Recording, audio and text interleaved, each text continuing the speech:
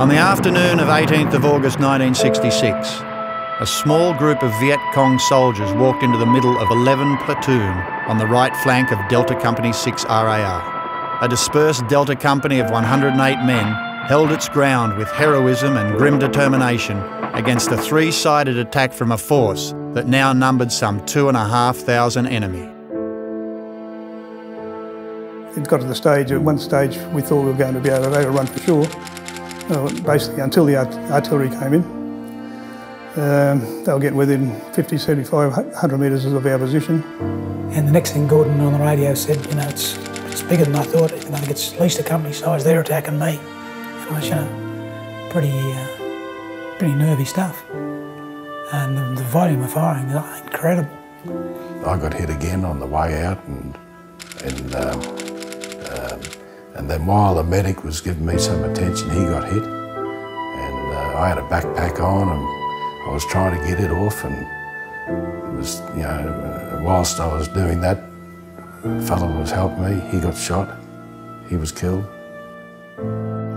On many occasions, I thought that we were going overrun, and yes, I prayed, and I think just about everyone else prayed too. By the end of this battle, 18 Australian soldiers had been killed and 21 wounded.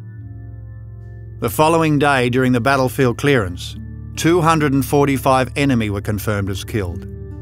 In captured documents found later in the war, the actual count was confirmed at over 800 killed and more than 1,500 wounded.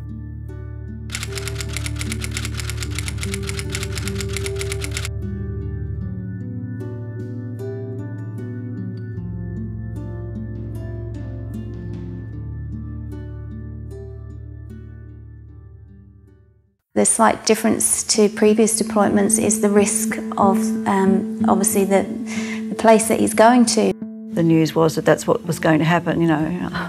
I just lost it because I really was not expecting it, and I think it took such a long time to recover after him being in Iraq that I was certainly hoping he wouldn't be going to Afghanistan so soon, and it's not the most pleasant thing a mother would like to hear. And I like to tell my children it's about, you know, Dad going overseas to help other people who can't help themselves. And it demonstrates to them, well, why Dad needs to go away, but why Dad's also doing all this training and separation before he goes as well. It really is about putting people that you are responsible for and yourself in harm's way to help other people and to do a job, not that you've been ordered to do, but one that morally you know you should do. You can't see something on the news and not wait for that next phone call from him. I mean, it's literally you see something and you're sitting next to your phone until he calls.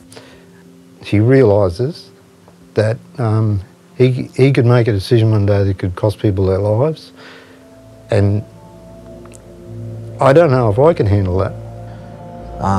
Those boys are going to look to me and to bring them home in one piece, and I'll do my damnedest to do that, but it's a two-way shooting range. It's not always going to be my choice or my decision as to what condition everyone comes home in.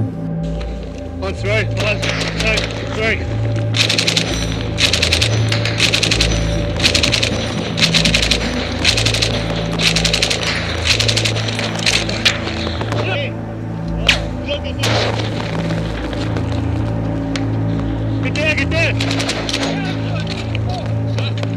It is ironic that the soldiers of Delta Company 6 RAR, during their tour of Afghanistan, have fought in some of the largest battles since their veteran predecessors took part in the Battle of Long Tan during the Vietnam War.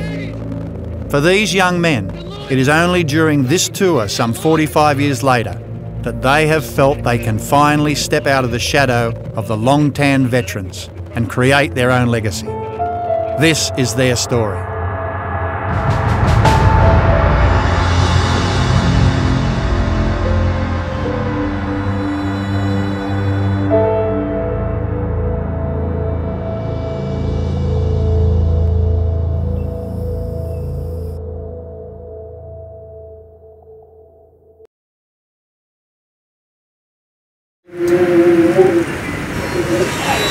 Garrath Williams.